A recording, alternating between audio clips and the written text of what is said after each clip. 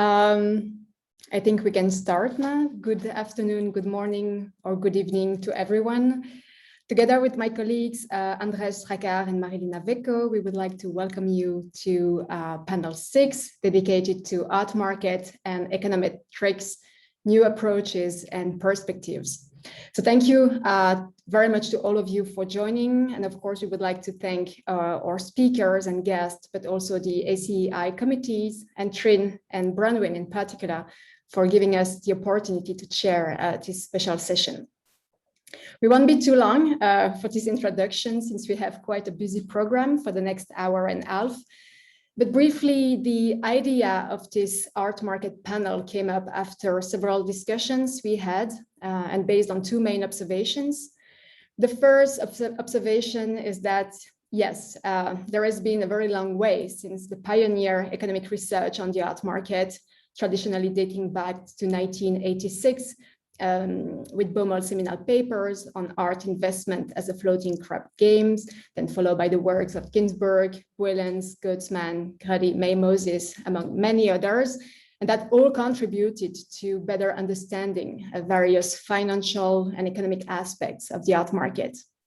And the second observation is also the increasing interest and also attempt of researchers and more from different disciplines to use economics tool to investigate art market related issues empirically, something that is of course very much welcome. And as a result, we are witnessing an increasing quite basic use of traditional methods such as repeat sales regression, hedonic pricing models in particular, to create price indices to better understand price formation mechanism. But still, some technical improvements, strictly speaking, are still possible and even potentially needed to better capture the specificities of and the complexity of the art market.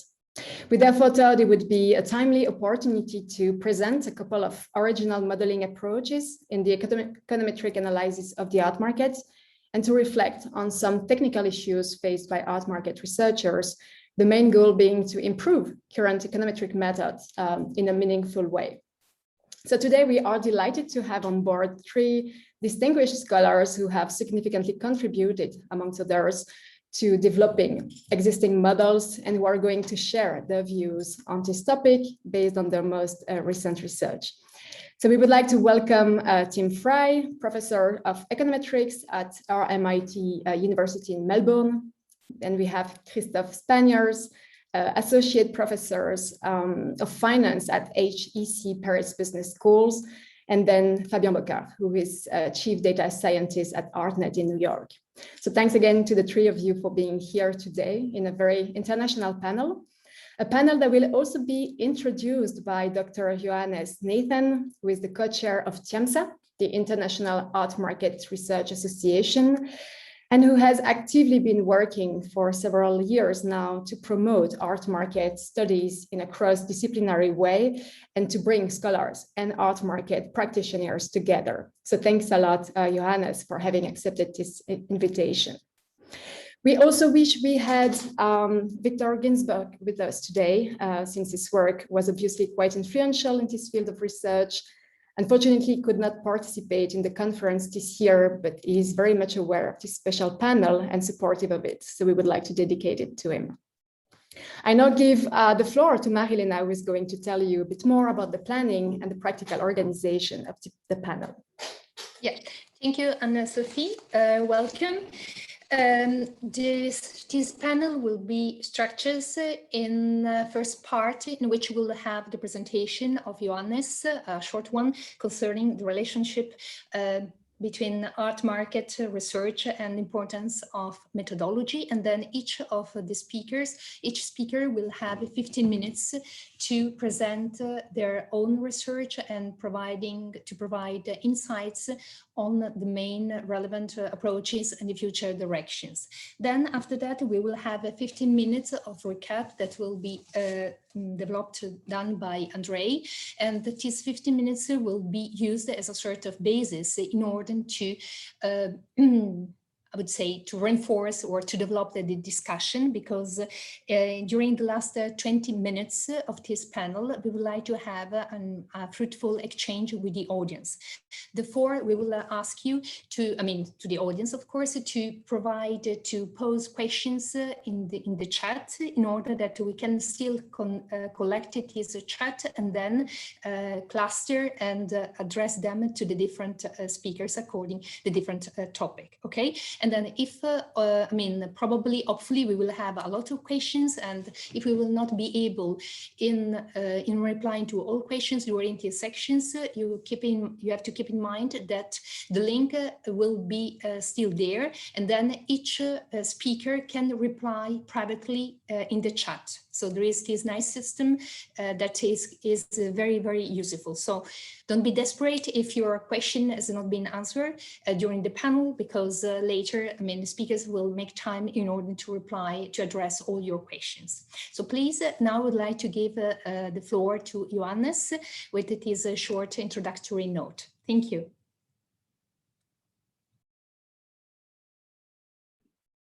Johannes, you are muted. We cannot hear you. You are muted.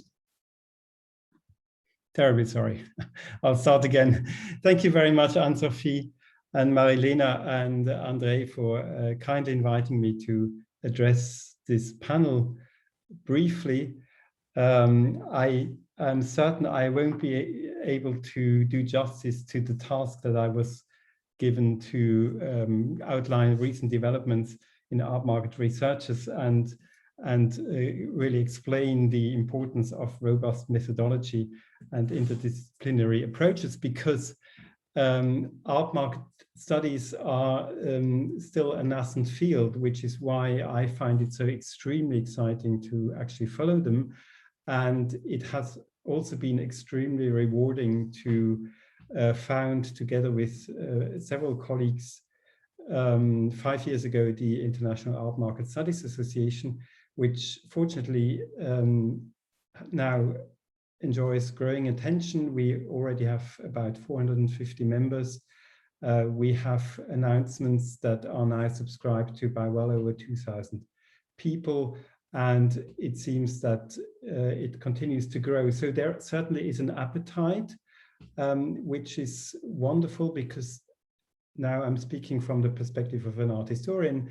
The art market has long been quite neglected by art history. There have been a few pioneering people who did occasional research here and there on the art market, but it was really, they were few and far between. And I think it was not dissimilar in other disciplines. You mentioned economics. I think an early pioneer in sociology was Raymond Moulin, who in the 1950s began to bring out very important, interesting publications on the art market. And so when we founded TIAMSA, we were conscious that although much of the impetus came actually from within art history, in this particular case, we were conscious that we really have to draw together a lot of different disciplines.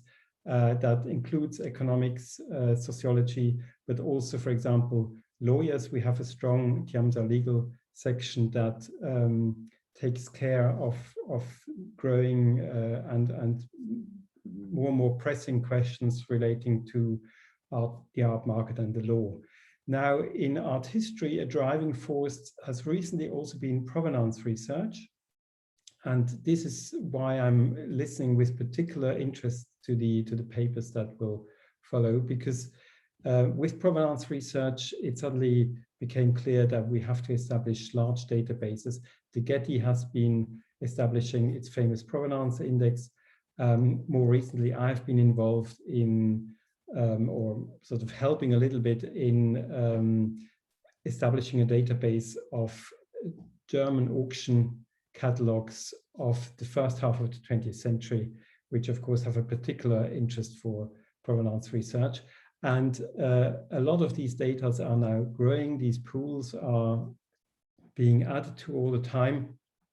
But I think we have yet to learn how to extract meaningful information from from the wider image. I mean, we can extract names, we can see the paths of particular objects, but it's really a challenge that we still have to address, how to extract information. And this is where you, for example, economists and specialists of all areas come in, because it's really important that we connect and discuss in greater depth how we can extract meaningful information from these data. So thank you very much for having me. If you want to know more about TIAMSA, go to our site artmarketstudies.org and you can subscribe to our news for free. Thank you. Thank you very much, Johannes, for this presentation. So today, as you might have noticed, we're going to opt for a more financial approach and technical approach. So I think we can start now already with Tim Frey for his presentation. So please, Tim, the floor is yours. Thank you. Okay, welcome. I hope you can see my screen, all of you, and my acknowledgement to First Nations peoples, both where I am and around the globe. And for those in Australia, I wish to point out that the presentation will be referring to deceased Indigenous artists by name, and I wish to pay my respects to both them and their spirits. What I'm going to talk about is a series of papers that relate to underlying project that relates to understanding Australian Indigenous art at auction. And there's been, I think, 4 published now and another 3 on the way. And I'm going to summarize some of the techniques that we use to try and understand that market. As I say, I'm focusing on published and ongoing research concerning artworks by Australian Indigenous artists. Now, this may seem a little bit insular, but actually this Australian Indigenous art is of international relevance, and the collectors of this art are spread across the globe. And there's considerable variability within the works by those artists. Now, if we look at the size of the market, it's a particularly small market and a particularly thinly traded market, which has its own characteristics. But whilst not large, this market is typical of how the secondary or auction market works for other auction artworks around the world. And so what I'm talking about will have more broader applicability. I'll tell you a little bit about the data we use in our projects, and there's a range of co-authors, but obviously the core component all the way through. It's transactions-based data from the Australian Art Sales Digest, and we have information for all artworks by Australian Indigenous artists offered for sale at auction from 1969 to 2020, and it's merged with databases on artist attributes and financial market data. And the studies look at various time periods and at the transaction level, at a panel level, artists within auctions, or at the artist level. We've got a new paper looking at artist price heterogeneity using Gini coefficients and coefficients of variation. The methodology that we use, probably our workhorse has been the Heckman selectivity model, or type 2 Tobit, for sold, yes, no, and then a model for hammer price. But we've also looked at finite mixture models for hammer prices, quantile regression or decile regression actually for hammer prices, and generalized linear models for clearance processes and for artist level price heterogeneity. The paper that I thought I'd start with is a paper that came out in Journal of Cultural Economics a couple of years ago, which asks the question, are they all the same? And what we see here are the 3 leading Australian Indigenous artists. So Emily Kangwari, Albert Namatjira, and Rover Thomas. And we can see here that they are quite distinct artists. So Emily Kangwari is a contemporary artist in the sense that she uses the dot style of Indigenous art, but it's more contemporized. Albert Namatjira is probably the best known artist, it's debatable perhaps, who is a watercolorist, and his work is watercolors of Central Australian landscapes. And Rover Thomas comes from the Kimberley and works more traditionally in ochres and what we might expect to think of as traditional art. In our paper, we pose the question, should we pull data for artists who are so distinctly different? Now, empirical work typically takes the transactions data and fits either hedonic regressions or relates the outcome or outcomes to pre-sale information. And what we're assuming there is differences in artwork attributes and artist characteristics and or the pre-sale information can explain the variation in the outcomes. Now, within the framework of a Heckman model, we ask the question, should we pool the data for these three artists or should we treat it separately?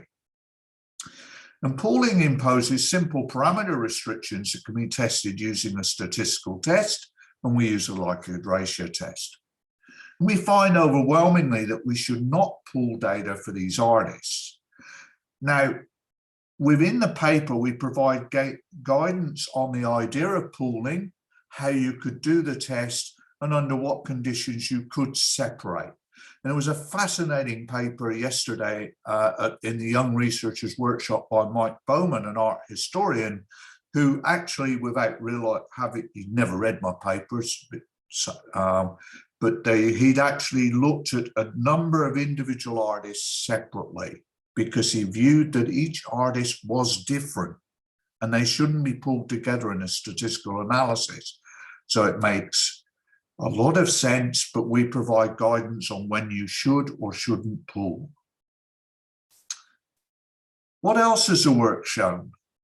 Well, we have a number of papers that ask the question, do the experts get it right? Do pre-sale estimates relate strongly to the hammer price? What's the role of information? And across our papers, we find clear evidence that art auction markets have distinct price segments. They have a top end, which most people focus on. They have a long tail of low end and stuff in the middle.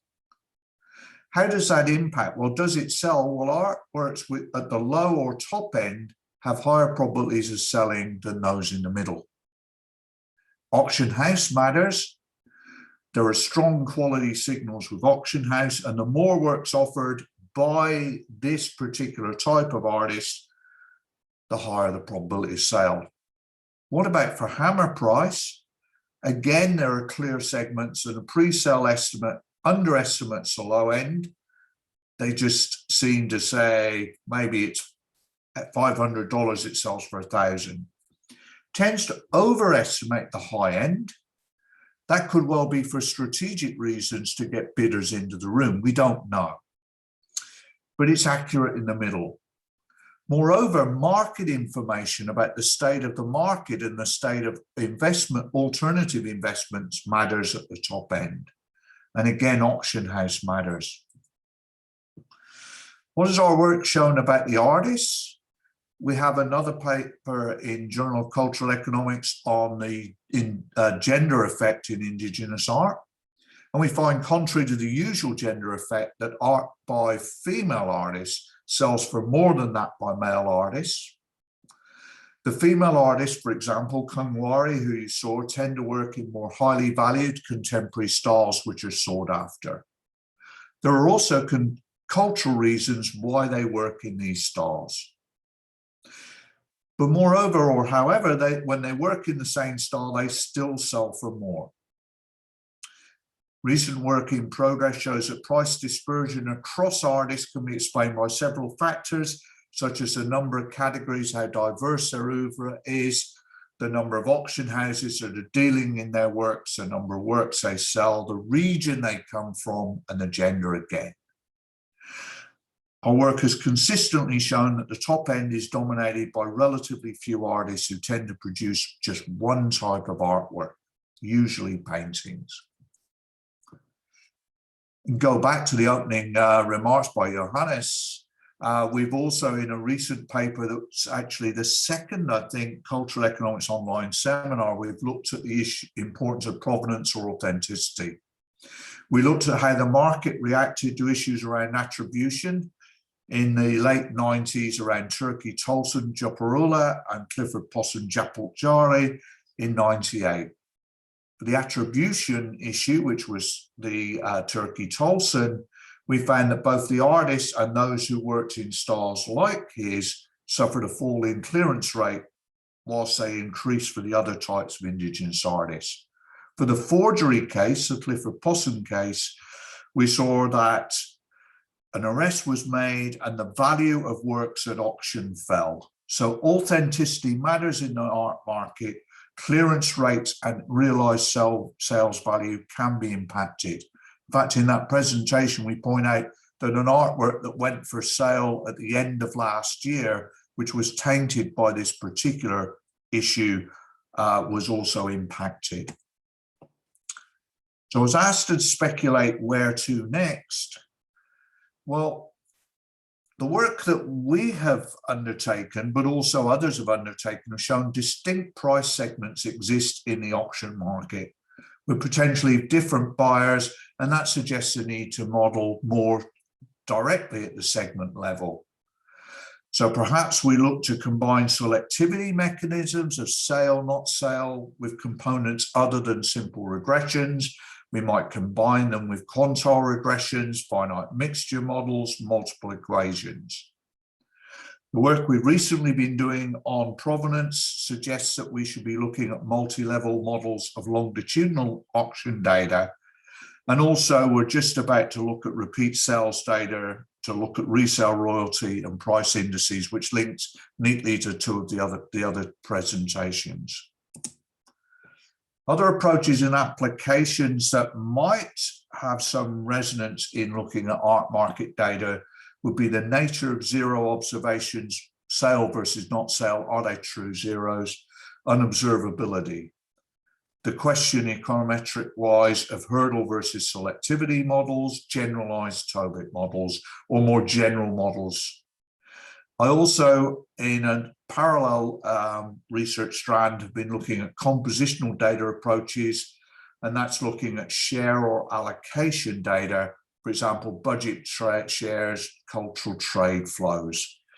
So, as I say, I've given you an overview of what we've done, what we've learned, and where we might go next. And I think that that finishes me. So thank you for your time.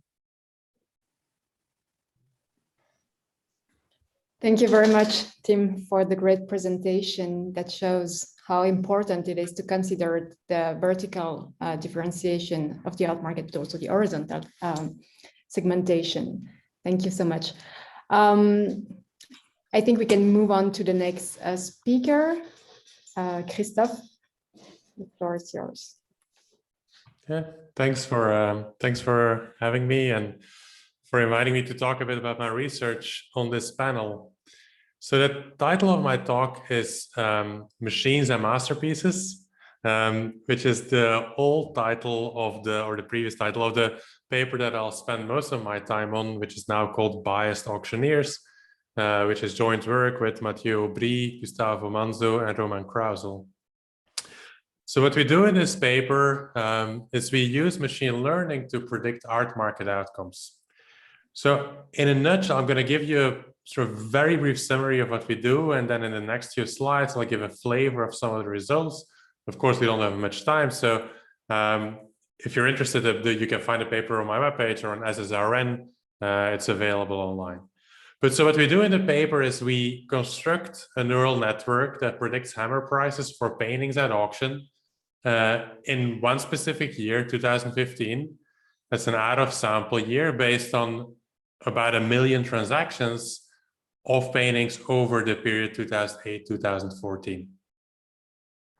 The neural net, the machine learning algorithm that we construct, uses information on all what you could call hedonic variables, the artist, the artwork, the auction, and I'll give a bit more information on that. And it also uses the image of each lot.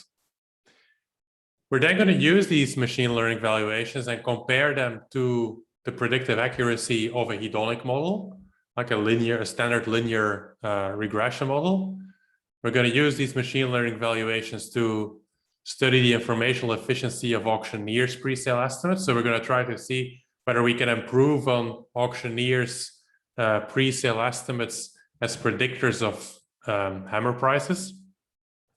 And at the end, we're going to explore the direct predictability of auctioneers' prediction errors. So the question there is, can we really predict ex ante whether auctioneers will be too optimistic or too pessimistic?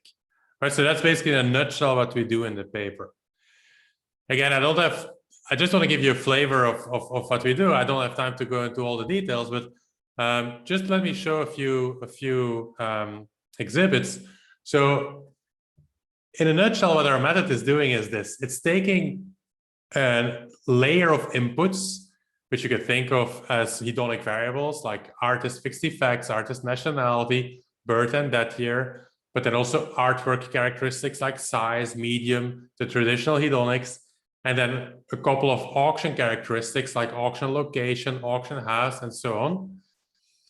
It's taking all this information, the neural network is taking all this information, and it's combining that with information on the image. So basically the neural net is also taking into account pixel values. And then like any neural net, you're going to have different layers of what you could call nodes, which are combinations of activation functions of the previous layers in the model. And it's going to combine all this information and it's going to spit out a price prediction, right? So one of the drawbacks of neural nets or of machine learning methods more generally is that they're often considered to be quite black box, right? So you don't get coefficients, you don't get significance levels, but you have predictions that come out of the model and that are generated by your set of input variables, right? But neural networks are very popular in a lot of our applications. So we wanted to see how it does in terms of predicting prices. So that's sort of there's much more details in the paper on the architecture of the model, but that's basically what we're setting up here. One way to sort of try to open up the black box is, and one thing that we can do is we can try to see which kind of artworks are being considered as similar by the network, right? So what we have in the paper is we have a so-called nearest neighbor analysis in which we show, and this is shown here on the different rows of this slide, you can see what are the kind of artworks that the network is considering to be quite similar. And you can see that is somewhat sensible, right? So if you look at the different rows here, which are half hidden here, but you can see that these artworks look a bit similar and that there's similarities both in terms of content and in terms of style. The other way in which we can open up the black box a bit is by looking at how the predictions of the network change when we change the input variables. So that's something that we do here. So what you have here in the top left column is you have the R-square of our benchmark prediction model, right? So our neural network explains about 74% of the variation in hammer prices out of sample. In the rows below, what you see is you can see how that explanatory power is changing when you drop different sets of input variables. And so one thing you can see here is that, of course, the predictive power of our neural network goes down a lot when you don't include artist identifiers or any artist info, right? So you really drop to a much lower R-square if you don't give the network any information on the artist. The explanatory power of the neural net also drops a lot when you drop all information related to artwork characteristics. So this, in the first column, these are all R-squares when you're still taking into account the image, right? So the image is one of the input variables for the model. The second column shows how these predictions or how the explanatory power is changing when you don't feed the network images. What's interesting here is that if you look at the benchmark model, actually the R-square doesn't change too much, right? So whether you give the network access to images or not, that actually doesn't do much in terms of explanatory power. So conditioning on, one interpretation is that conditioning on artist and artwork characteristics, the image itself doesn't explain a lot of price variation. Of course, if you don't give the network the information artist or artwork characteristics, then the image does matter a lot, right? So it doesn't seem to be the case that the neural net doesn't make sense of the image. It can use the image in a meaningful way, but the image matters very little once you control for artist and artwork characteristics. So one of the next things that we then do is we look at how machine learning predictions compare to hedonic predictions. So we set up a standard hedonic model, a linear regression model. And one of the things that we see here, we show hedonic versus machine learning predictions for Picasso, for the Picassos in our test set in 2015. And then we show the distribution of predictions, right? And so for different subsets of Picassos. And so one thing that you can clearly see here, and but it's not surprising, is that if you do this for a hedonic model, if you look at hedonic predictions, actually there's not much variation in hedonic valuations, right? And why is that? Because if you have a hedonic model, it's a linear model that just accumulates or aggregates coefficients. So once you know that something is an oil painting and it's small, or once you know that something is not an oil painting and it's selling at a big auction house, you won't get a lot of dispersion in the predictions, because basically the coefficients on the medium and the auction house are already driving a lot of the dispersion in the predictions for Picasso. Right, so once you control for a few hedonics, actually hedonic models don't give a wide variety in predictions. All the predictions will be pretty close to each other, because a hedonic model will not exploit any interactions between variables. What we see on the right-hand side, if you look at the distributions of predictions coming out of our neural network, is that you see much wider distributions, much closer to price distributions. And why is that? Because, of course, a machine learning model, a neural network, will not simply aggregate the different coefficients, but can exploit interaction terms between different variables. It can, for example, exploit the interaction between creation year and medium and title and auction house and so on. Right. So one of the conclusions of, and this is described in more detail in the paper, but one of our conclusions is that machine learning methods will mainly be relevant for artists that have a large and heterogeneous oeuvre, right? Because for these artists, hedonic models will be too constraining. The next thing we do is we compare machine learning predictions to auction house estimates in terms of their predictive power for prices. And so on the left-hand side, I show the prediction or the relationship between our machine learning valuations and hammer prices. And on the right-hand side, I show the relation between hammer prices and the pre-sale estimates. And so one of the things that you see here is that, of course, the predictive power of auction house estimates is better than that of machine learning estimates or machine learning valuations, right? So auction house estimates are still better predictors of prices than our neural net predictions, right? This is maybe not surprising given what we know about auctioneers and all the information they have access to. This is maybe also not surprising if we believe that bidders are anchoring on auction house estimates when making decisions about how much they're going to pay for a piece of art.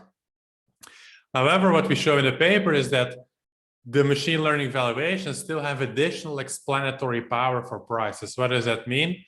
If you add to a regression framework our machine learning valuations, they will help explaining prices. So the combination of the machine and the man is better than only looking at the machines or only looking at human estimates separately, right? So the combined, they do better than each separately.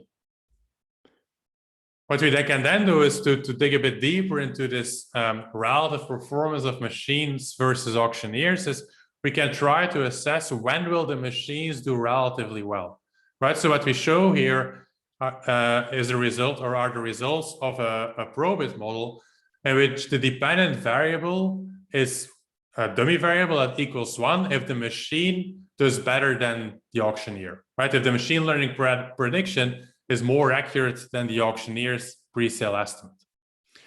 And what we can then see is that the machine is more likely to be more accurate if there's less price dispersion for the artist. So this relates to my previous point about Picasso.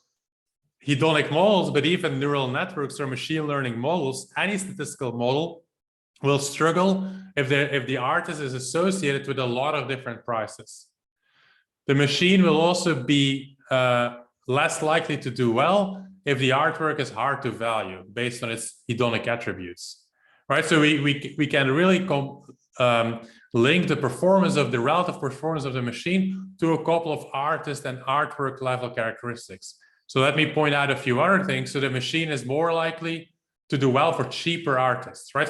For more expensive artists, the auctioneers are more likely to do well. Not surprisingly, the machine is more likely to do well for artists with a lot of lots, right? If the machine can use a lot of information, the machine is more likely to do well. And our neural network is also more likely to do well for more recent art, for art that has less of a history. So the final part of the paper, what we do is we then use the same algorithm as before, the same architecture as before, but we try to directly predict prediction errors of auctioneers. This relates a bit to the previous presentation. Actually, what we see is that there's substantial auction house fixed effects or auction house effects in prediction errors. You have auctioneers who are sometimes or often too optimistic, and other ones that are often too pessimistic. Similarly, you have artists for whom auctioneers are typically optimistic and artists for whom auctioneers are typically pessimistic. And this leads to a predictability of the prediction errors of auctioneers, right? So you can predict whether an auctioneer's estimate will be too high or too low. So on the left-hand side here, you show how the difference between the price and the pre-sale estimate is a function of the predicted difference between the price and the pre-sale estimate. So there's a strong correlation between what we predict the prediction error to be and the actual prediction error. This also is reflected in buy-in rates on the right-hand side. You can see that if the machine predicts a low price relative to the estimate, the buy-in rates will be super high, above 50%. If the machine predicts a high price compared to the pre-sale estimate, the buy-in rates will be much lower. So there is actually substantial predictability of the buy-in or success rate of auction houses. Okay, then finally, what I just to link this to future work, or where I think that future work can be done, and this is based on another paper a review paper that I wrote recently. So I think we've been stuck, and I'm as guilty of this as anybody else, but we've really been focusing a lot on these hedonic models, and it's clear that in recent years there's been a whole new toolbox that has become available, right? So I think computer vision, machine learning techniques, they really open up a lot of new possibilities for research into the pricing of aesthetics, measurement of creativity, and there's been some efforts on this relating or measuring color and light in pictures to prices, also measuring creativity by comparing pictures to each other. So I think there's much more that can be done here, right? That really goes beyond our traditional hedonic models. Secondly, I think there's a lot of new statistical tools and methods that can really help us enable a better understanding of the formation of tastes, of fashions, careers. And this is also where I think that the historical data that were mentioned in the introduction can really be useful. And again, there's some examples of this recently, right? My co-author, Will Gutzman, has a paper on clustering of artists based on auction results and trying to reinvent movements or reinvent styles based on auction results. There's another paper that looks at network analysis and tries to predict artist success by looking at the network centrality of artists. So I think that there's much more that can be done here.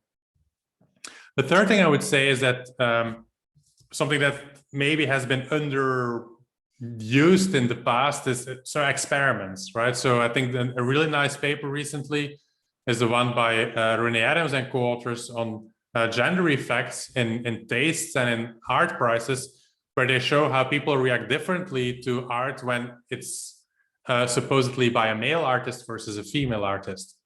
There's other research by Newman and co-authors that looks at how important people value, or how important people think the authenticity of a work of artist. And I think that there's much more that can be done here to really tease out the drivers of people's hedonic enjoyment or their willingness to pay. And then finally, which is probably the most expensive in terms of time and in terms of money, I think there's probably more that can be done in terms of neuro experiments. There's a whole field on neuroaesthetics, which really tries to evaluate people's brain responses to seeing certain types of art or having certain aesthetic experiences. There's also a whole field on neuroeconomics that tries to see how people make decisions and trade. And so I think the intersection of these two may really be also an area where lots of things can happen in the future. And finally, what I would say is that, and again, this is, I'm even more guilty than most other people, but I think a lot of the research that I've mentioned here and a lot of the research that I've done and I've presented is about paintings, right? And I think there's definitely also scope for expanding the range of a lot of this research to other types of art, other types of collectibles, new types of collectibles. So I think that's also where a lot of new research can be done. So that was what I had to say. Anne-Sophie, I'll give it back to you. Thank you very much, Christophe, for this fascinating presentation. I'm sure machine learning will raise the interest of many participants. And I really appreciate, of course, the final slides on research perspective with this link to artistry. Thanks very much. We still have our last speaker of the day. I will invite Fabian Bocart to start his presentation.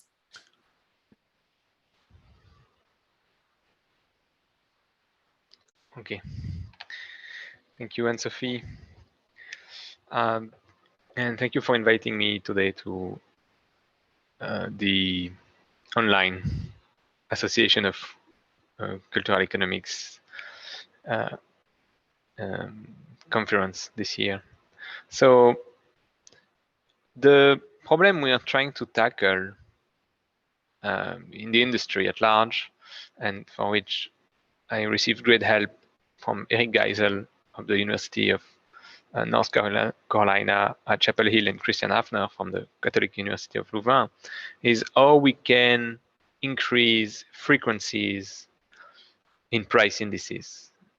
So the research that we've produced tries to narrow down the problem of hedonic regression and repeated sales to and focus on frequencies of those modeling. And the reason we do that is usually price indices, as you may know, have low frequency. They're semi-annual or they're quarterly at best.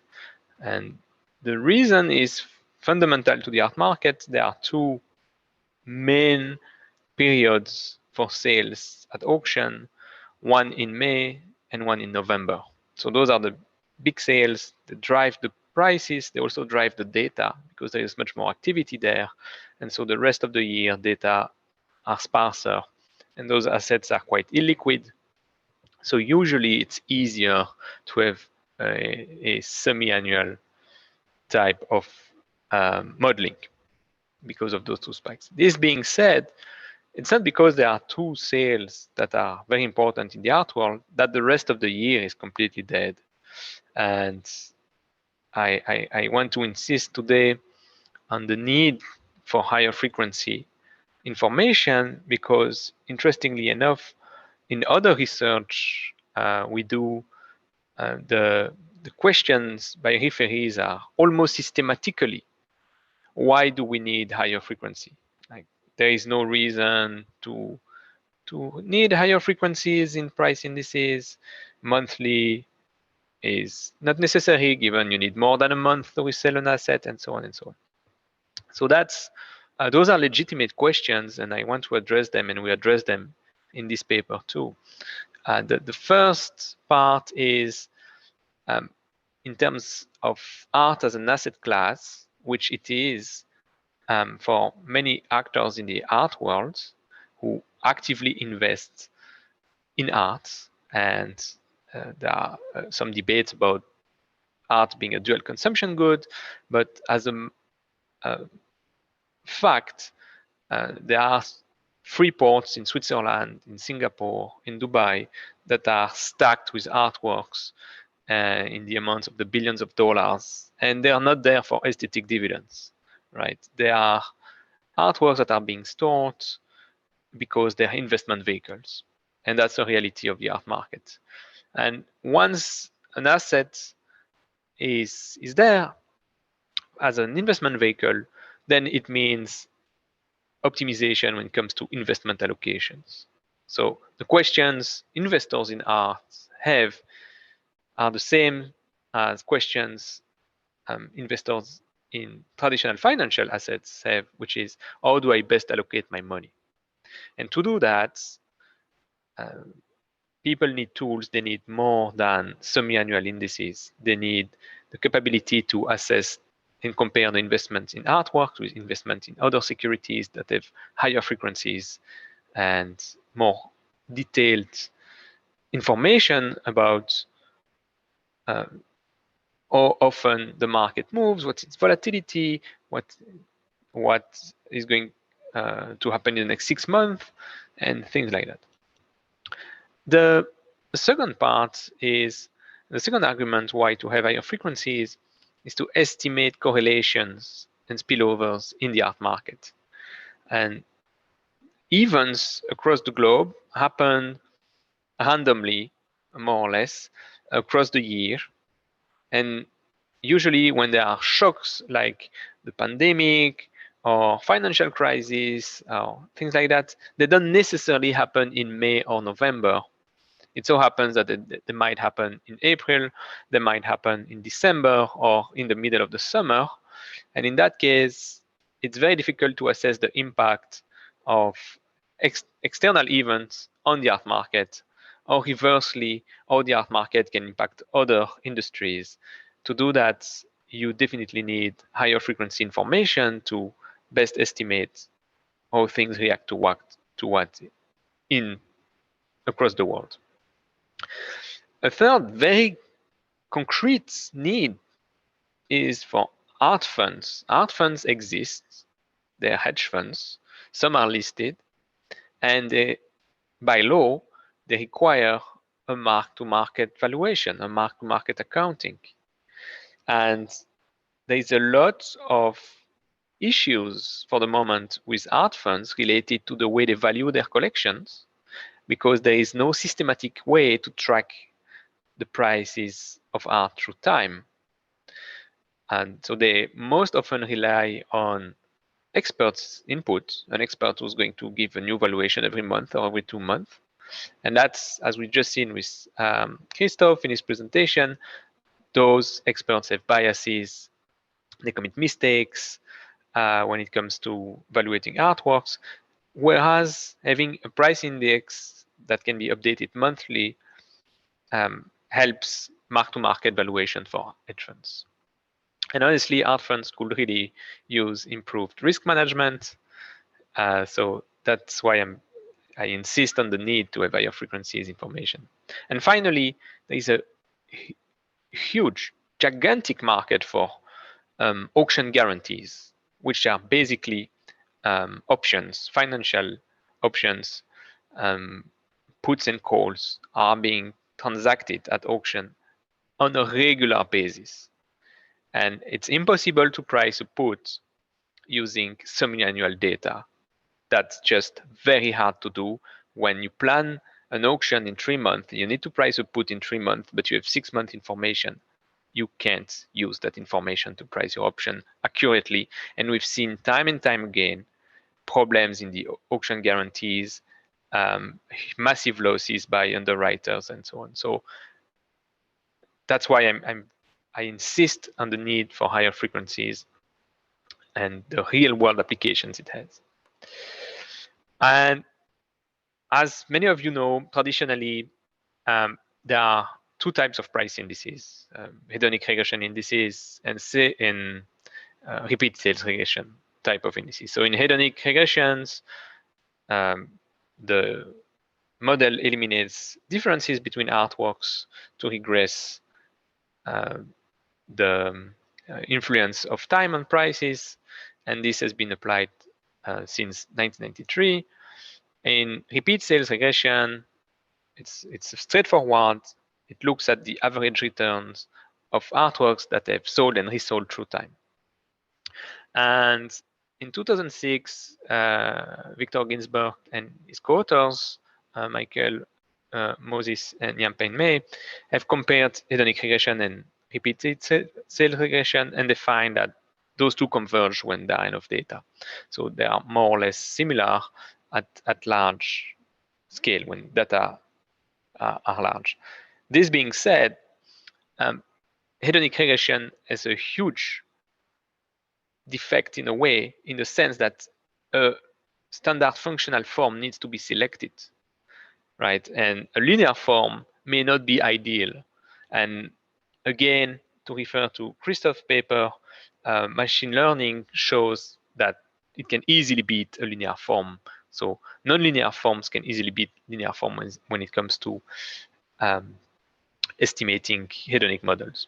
So that's one. And on the other hand, repeated sales regressions seem less dependent on a functional form. They still require one, but there are less data available in practice, right? Repeated sales are much rarer than regular sales. So you need to wait for an artwork to come back on the block. So that's difficult. The idea is to get the best of both worlds.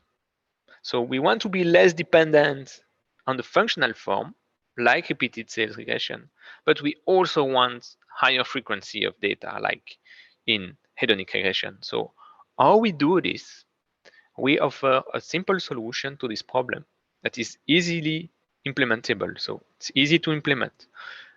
The first step is to consider only repeated sales information to remove the problems of heterogeneity in the data. So we end up with less data. But then, to improve accuracy, we switch to a dynamic state space model, meaning the time component is a random effect. So you rely on some assumptions related to the distribution of time. And how do you compensate for less data? Well, it's possible in this dynamic state space model to include a covariance component that refers to other markets that have high frequencies, like S&P 500, golds, art companies, real estate companies, furniture companies, and to infer higher frequencies from other markets. And to do that, we used a Kalman filter to estimate those returns. So there are some constraints, some assumptions related to the distributions, the underlying distributions of errors. But the good news is we manage to have results that seem plausible. So on the graph on the left, we compare a repeat sales regression with a dynamic state space model with a hedonic one in red. And as you can see, it seems that the repeat sales approach is less prone to variations, and that are probably due to errors in the hedonic models. And what we do, we generate those models, we generate 5 indices for data from ArtNet between 2002 and 2017. So we used only 3,000 repeated sales, and we managed to achieve a compelling monthly art price index for each of those categories. And eventually, we also draw conclusions on a very common theme: is art a good investment? Well, we confirm it's not necessarily a good investment, except in contemporary art, and we still can't exclude the idea of survival bias in contemporary art anyway. So that's we reach the same overall conclusions about the art markets, but we open the door to new applications when it comes to using high frequency information.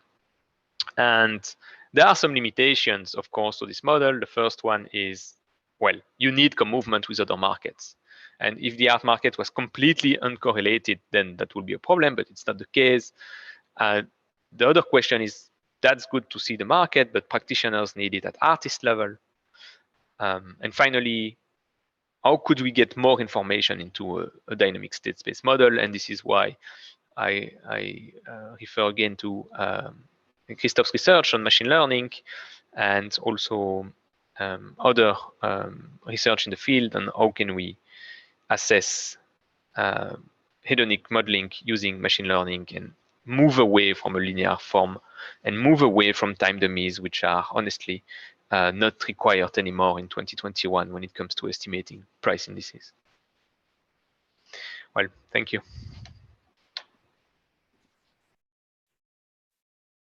Thank you very much, Fabian, for this great presentation. Very complementary to that of the two previous ones, actually. So thanks a lot.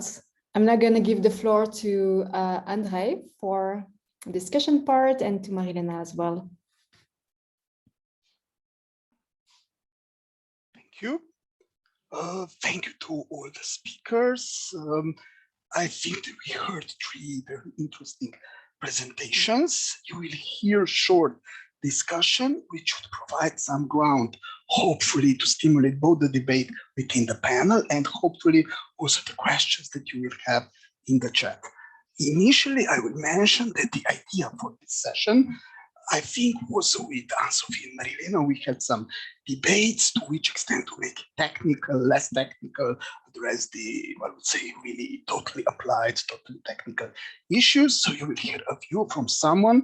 Presently, I'm very much involved in different methodological circles, and I will try to reflect on the papers that you've heard and hopefully provide you both some ground for discussion as well as hopefully for considerations over the future on research on in art market econometrics. Just a second, I hope you see the slides. Okay, so what we heard. Basically, to all the 3 speakers, we presented 3 general questions, which were then in the presentations that you heard, related to their recent, I would say, research work. The questions were, firstly, what is the most recent state of the art in your field of research based on your latest researches? Secondly, main limitations that you have observed and your attempts to overcome those limitations. And thirdly, the avenues for future research. Short recap, which needs not to go into detail because you've heard all 3 presentations. We heard Professor Frey, who mentioned the need. I think all 3 were mentioning this need of modeling heterogeneity in an appropriate manner, to go to a segment level, to artist level, combine selectivity mechanisms in this manner in a different way, using different, I would say, econometric modeling perspectives, and some additional notes that he mentioned. Christophe mentioned need for computer vision and machine learning, opening up new possibilities. I'm very glad this is presented, because today, as surely all in the panel and most also outside know, we discuss a lot about different statistical, econometric, and other methodological possibilities, a lot of them deriving from machine learning. So this should open many new possibilities for research in pricing of aesthetic features, measurement of creativity. He mentioned possibility of new statistical methods and additional relationship to experimental research and neuroeconomics. Finally, Fabian mentioned again how to get more granular and additionally to leverage more information. Interesting issue on frequencies, which we just listened to, and other issues, and again to integrate machine learning to hedonic regression. So few questions that could hopefully stimulate the debate. I will try to be very short. I was pointing to this at the start of the panel. Firstly, for Tim, one clear issue that springs that you mentioned from your presentation is how to model heterogeneity segment artist level. My consideration, you mentioned finite mixtures. There's a recent paper, I think, from Marilena in this panel and Juan Prieto Rodriguez, who modeled this using finite mixtures. Would any other modeling also do sense here? Related to, say, patient perspectives, still a little bit contested topic, I would say, related to econometrics. One could go into patient non-parametrics and model this using infinite mixtures, Gaussian processes, processes and other related solutions. You also mentioned distributional problems. Possibly a question would be, it is purely technical naturally, are there any significant distributional problems which would additionally need to be addressed? Like Fabian mentioned, there is an issue of non-linearity, but also distributional problems. So if any of those stuff also needs to be addressed. Next, you mentioned compositional data. I think your one of your main focuses of your research, but a real question would be how to integrate this into art market research. Where could you find shares, compositions, possibly excess zeros problem that you mentioned, and possibly how to integrate also similar perspectives deriving from complex data analysis, like functional data, like manifold data analysis, topological data analysis. Could also those approaches, similar or deriving from the same streams like compositional data, also benefit research in art markets? Finally, for Tim, issue of sample selectivity, how to solve this. You mentioned this also related to zeros, related to difference between kernel and different models. So how to address this issue related to zeros or any other manner in a better manner for future research. I come to Christophe now. Okay, try to be short. In your article, you construct a neural network, convolutional neural network, which basically is aimed, if I understand correctly, also to include the visual object characteristics to improve the predictions. But to my mind, when reading your paper today, as I assume at least you know, there is a lot of discussion on different neural network possibilities, in particular generative adversarial networks, GAN, which are, one could say, hot topic at the moment, which address precisely the same possibilities as convolutional neural networks, but in a different and a little bit more today discussed manner. Could this also be used to improve the neural net that you derive and possibly other possibilities? And as you mentioned, these possibilities of machine learning and AI, what would those possibilities additionally bring? Which biases? You address one of the few biases in your paper. Which biases would additionally be addressed using machine learning and similar approaches of big data, one could say, and possibly as you connect this to regression models of probit type, could this be translated and other regression possibilities used deriving from deep learning perspectives also in the analysis of art markets today? This is a great discussion in econometrics, how to combine deep learning with regression causal perspectives. Finally, as you come also from asset pricing, from the financial field as well, could any other perspective here also be used, say, considering artworks as an asset, also be used for future modeling of the art markets? And also you mentioned different statistical, but this is the topic of the full discussion. Finally, for Fabian, you basically address in a lot of your papers volatility of art markets. I still remember listening to one of your papers when we met in 2011, which was later, I think, published with Christian Hafner on the topic. But how to access this volatility, which also, I think, addressed in this presentation in the art market. Naturally, to somebody from econometric field, arch and Gauge models are the basics of this volatility modeling, but there is stochastic volatility that you mentioned in one of the papers you included in the presentation. How to model this volatility, how to model different frequencies.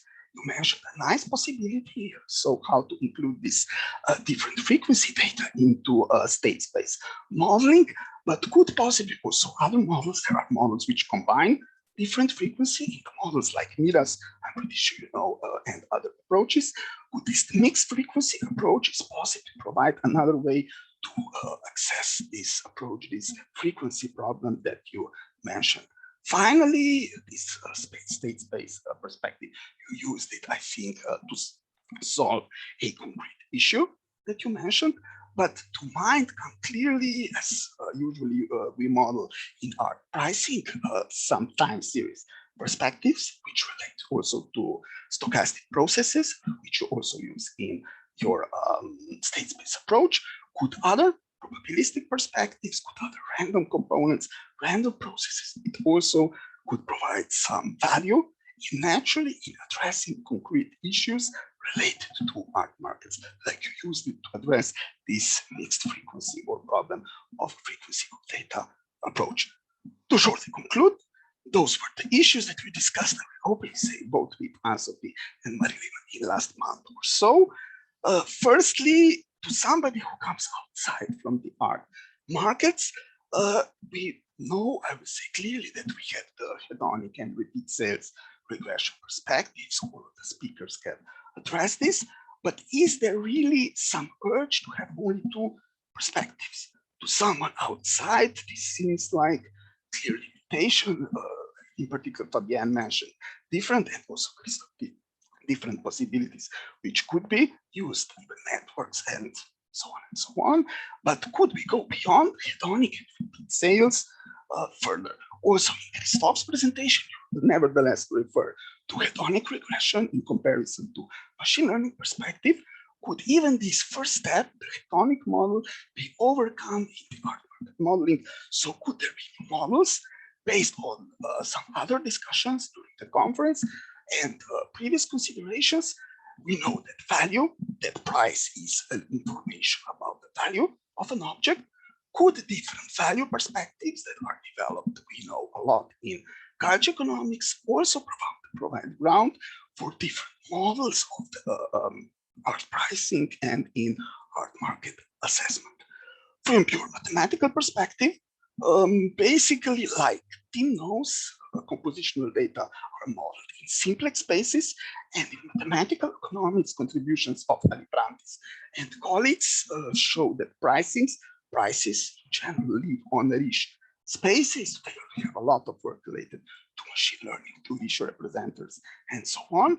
Could this perspective and could prices, if modeled on different mathematical perspectives, surely and probably combined with machine learning, also provide additional possibilities in any combination to also include, and it seems so, to provide some really important and novel perspectives in this sense, like compositional data is strongly modeled if modeled not on a simplex space. There is a simple but apparent question which appeared through some previous workshops. At least to my knowledge, the causal perspectives, none of the speakers mentioned this issue, but when you model with regression, it is clear to come to a causal inference. Why, at least to my knowledge, is this causal perspective used so far very, very seldomly in art market regressions? There seems no reason for this, but possibly it would be interesting to address. And finally, a very general question.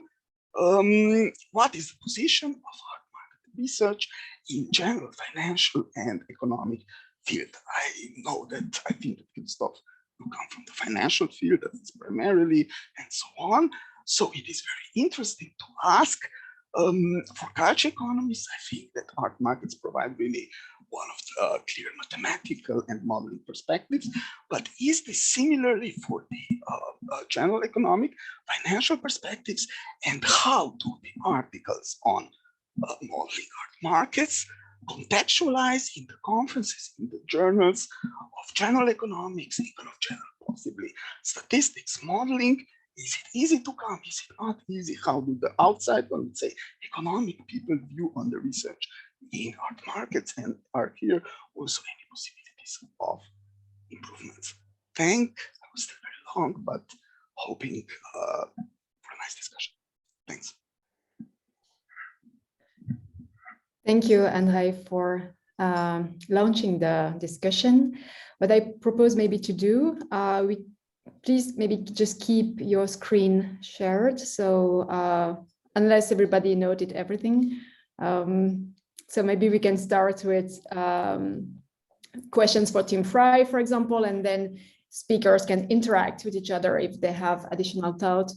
I'm not sure we will have time to go through each questions, but at least just to give some insights. So if you don't mind to share your screen again, thanks. I won't share my screen. Wow, there was a lot there and a lot that overlapped. I'll just pick a couple of issues and possibly throw to the other two speakers because I think it's interrelated. I'll put on one side, because I know that compositional data doesn't quite fit our markets in this context, but I think it has an application where the underlying sample space is a simplex. And so I'm not sure that it works here, but it does work with, say, cultural trade flows, and it does work with budget shares allocated to culture. And I think there's something there. But if we move from that, my focus has always been on trying to understand the statistical data generating process. So what generates this data? It's a notion of how it's collected, but also the underlying mechanism. And so I looked at your points, and I agree. Why is it when we do hedonic regression or similar that we just use GLS or robust standard errors? Why aren't we thinking about the distribution of prices? So not only are we thinking about the expected value or trying to predict the price from a machine learning or some other mechanism like Kalman filter, why aren't we interested in the variability of that statistical process? And if we look to finance, we actually see that we're interested in modeling the third moment, the fourth moment of the distribution. And I think from a parametric perspective, at least, there's a long way to go in thinking about modeling the higher order moments of price distributions in art markets. Additionally, as I pointed out, I think that these are highly segmented markets. And it was interesting that Christophe, for example, in his research, found again that there are particular parts of the market that machine learning versus experts do differently in. And it's this issue that these are segmented markets. And the paper that I'm quite pleased about is one that's in the economic record, where we use finite mixture models, where we actually find quite distinct mixtures of distributions. So within that framework, again, responding to your comment, there is no reason why we might not apply Bayesian techniques as well, where we have prior notions coming from the literature that we combine with the current data. And I think, I don't want to take up too much time, but I think there are distinct key elements that all three of us related to around we need to move away from repeat cells regression. We need to move away from hedonic regressions. We need to start thinking more generally about the process by which either pre-sale estimates and or hammer estimates and the sale no sale process are actually influenced. And it's more about the theory from economics that tells us why this might happen, but also something about the data. And I found the other two presentations fascinating and give me new insights into how I might construct things. So I'll stop there. Let me maybe. Thanks, Tim. Shall I maybe just pick up a few points? So I think it's true that, of course, there's many more statistical techniques that exist nowadays than 10 years, 20 years ago. And I guess it's time for research everywhere to reflect that. I think there's still a bit of a knee-jerk reaction when people have an auction database to say, okay, let me now run a hedonic or repeat sales regression. At the same time, it also warned against, I mean, there was a lot of complex terms on Andrej's slides that I don't understand. I'm a pretty low-tech guy, despite my machine learning paper. And I would say that it all depends on the question you're after, right? It all depends on what is it that you're trying to do. I think there's no point in saying like, oh, we should use this, or we should go in that direction, or we should, I mean, it all depends on the question you're trying to answer. And some questions can be answered using pretty low stuff techniques like correlations, OLS, and other questions probably deserve more sophisticated statistical methods. And I think that I think also coming back to your very last point, I think that's also when you go to journals and you had this question about econ and finance journals, for example, they don't, I mean, it's not that they're going to be impressed if you're using something super sophisticated statistically necessarily, right? They're interested in, are you asking an interesting economic question? Is what you're doing of relevance to a general econ or finance readership? And then you have to use the appropriate tool, whatever that tool is.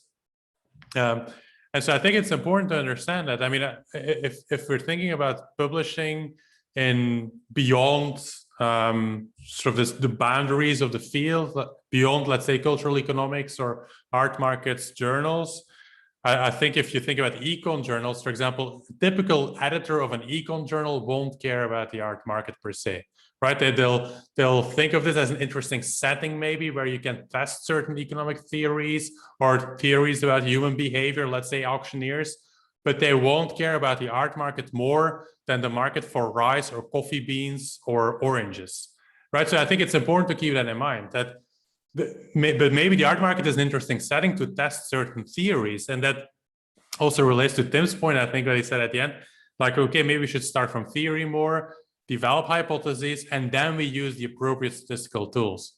But we shouldn't put the cart in front of the horse and start with the statistical tools. Certain things you can perfectly do with a very simple regression, and other things you probably need to go a bit further. I was asking, I will just shortly point this issue on art markets in general journals, because from the experiences from some other field, sometimes the editors have some things. I mean, they classify also the topics. So I was wondering whether something similar would happen for art markets. Apparently not. Just.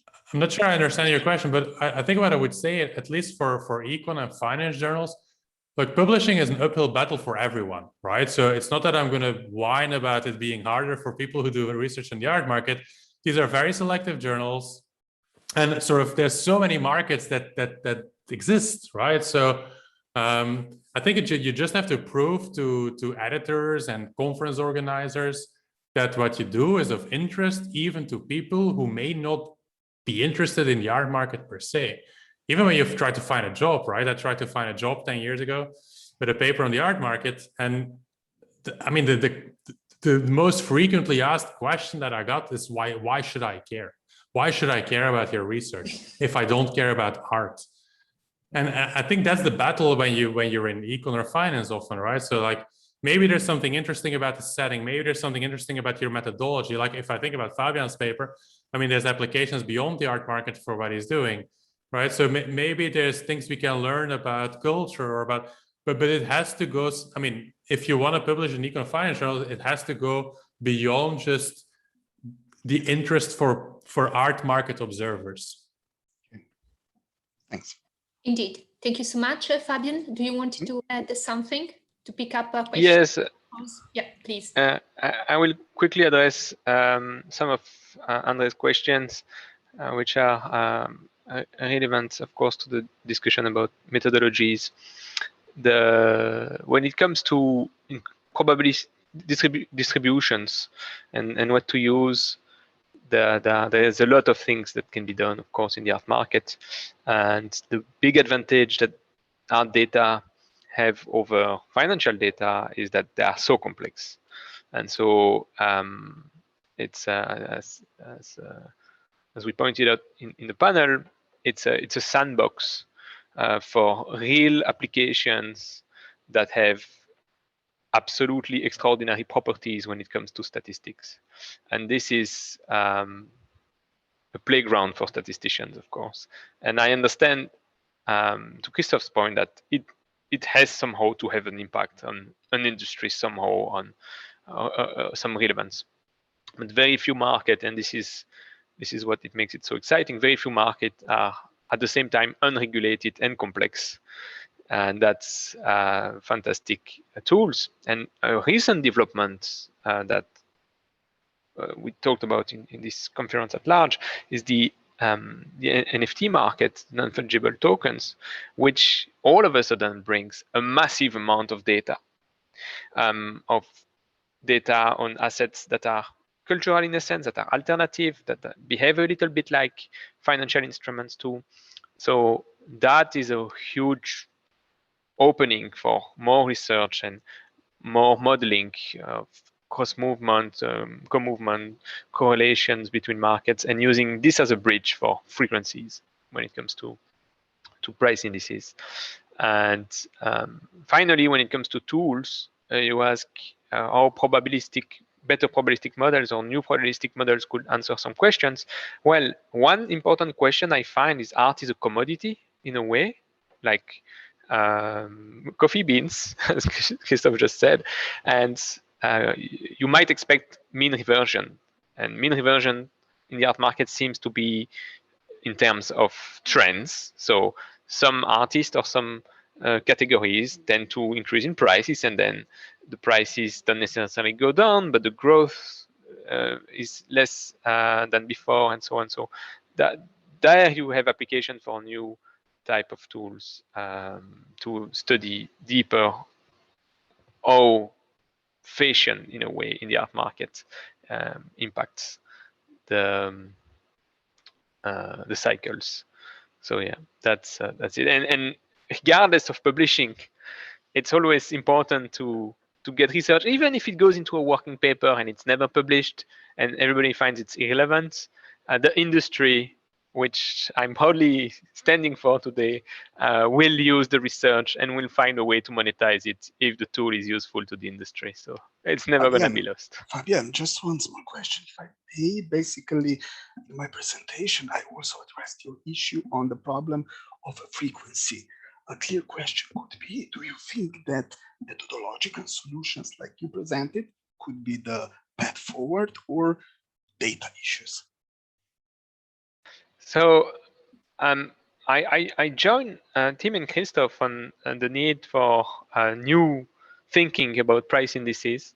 And if we want to have an end goal of financialization of the market, for instance, or have better derivatives, then we will need to go through things that are more robust to modeling, that are different, new way of thinking.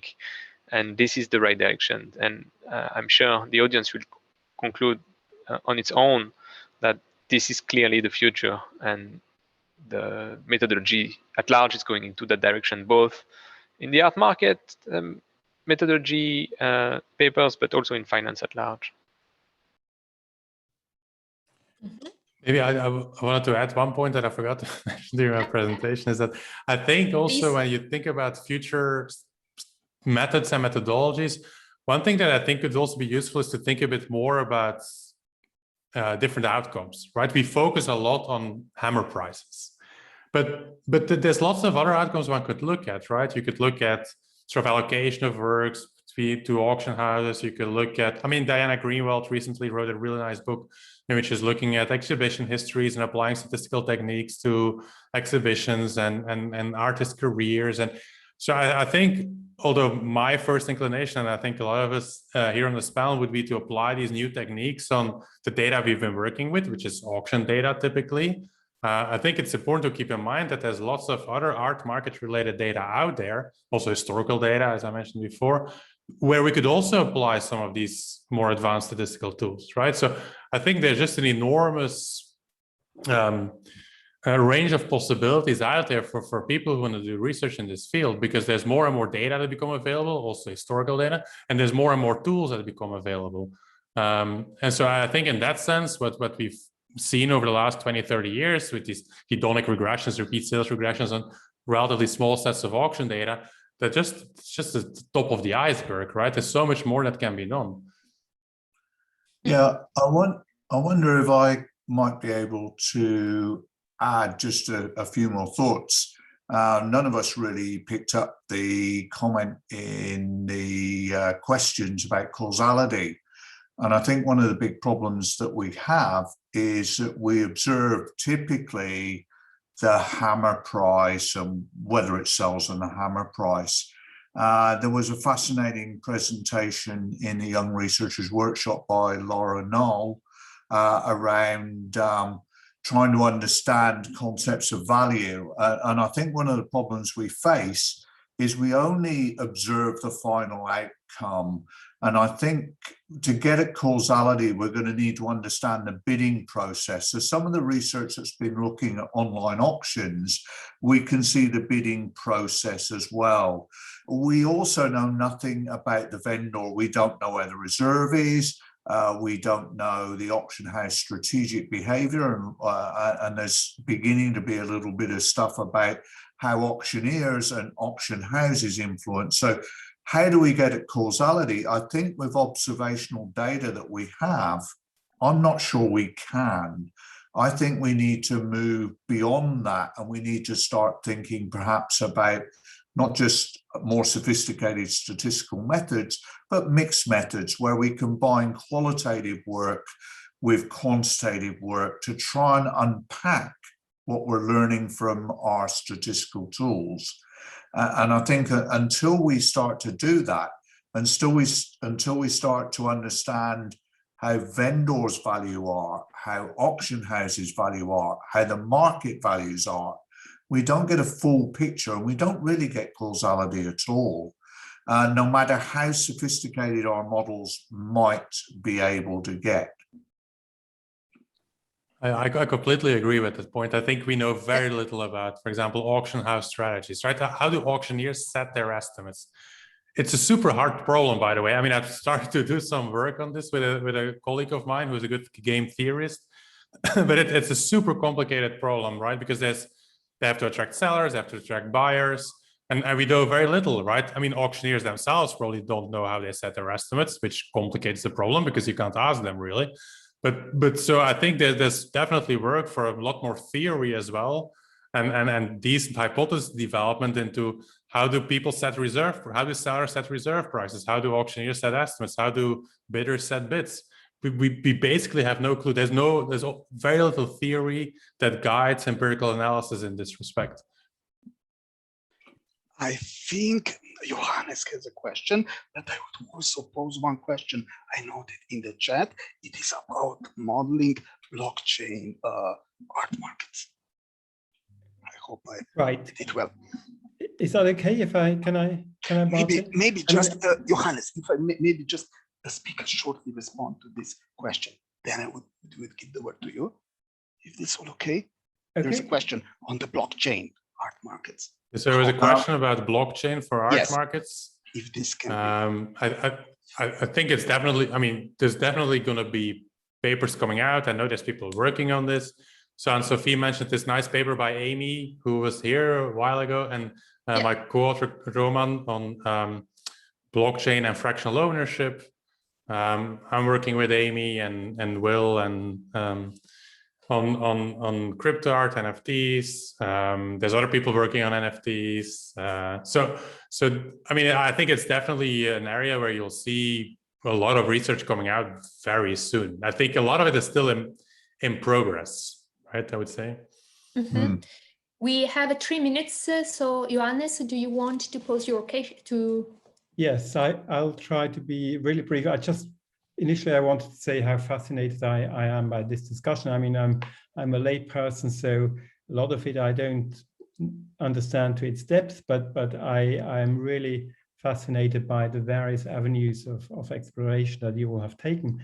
And actually, my question follows on to what Christophe just said about auction houses estimates, because I was wondering whether you can somehow extract from all these data a kind of modeling going on in estimates, i.e., for example, individual agents in auction houses trying to push up the estimates of particular artists, and perhaps you could see that by seeing that the estimate sort of consistently is beyond the actual hammer price, but then maybe eventually the hammer price comes after the estimates and then perhaps even outperforms the estimate. So, you know, maybe in temporal digressions, you could notice that there is some kind of modeling going on, which of course would be a very natural thing to do in such a dynamic market. I think it's very complicated. Let me start that. It's very complicated to see that in the data, right? So May and Moses have a famous paper a while ago where they show that or where they claim that auction houses push up estimates for expensive items, and therefore bidders are credulous or buyers are credulous and therefore overpay. I think there's some problems with the empirical specification in that paper. What I would say in our paper, what we do find is that bidders seem to anchor on estimates, right? So if in cases where the auctioneers seem to be too optimistic relative to our machine-based valuation, returns going forward are low. And so that means that people seem to overpay. When auction houses are publish relatively low estimates, then returns going forward are high, which means that at the initial auction, people didn't pay enough. So we do find some evidence that bidders anchor on auction house estimates. Now, to what extent that reflects strategic or some optimization or some strategy of the auction house, that's super hard to say. It's really hard to identify in the data. I mean, and that's also where I think you need good theory, right? To sort of come up with hypotheses where you would expect the auction houses to deviate from honesty. And it's not so clear also in theory that deviating from honesty can ever be an equilibrium long-run strategy for an auction house, right? So most theory would say honesty is the best policy. And I think that's a problem with it. It's not obvious when and where auctioneers should be dishonest.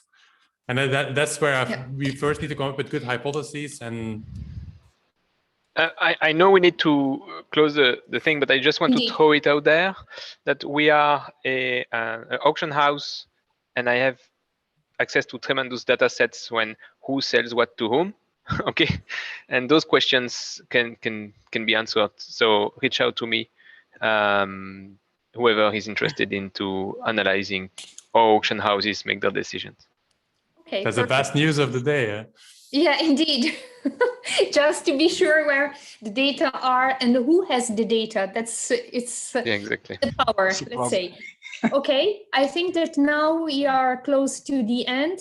I would like to thank all of you. I mean, the attendee, our speakers, and the ASE board to have allowed us to organize this panel. I hope that you enjoyed his discussion, and probably, I mean, we will have other sections like this in the next future.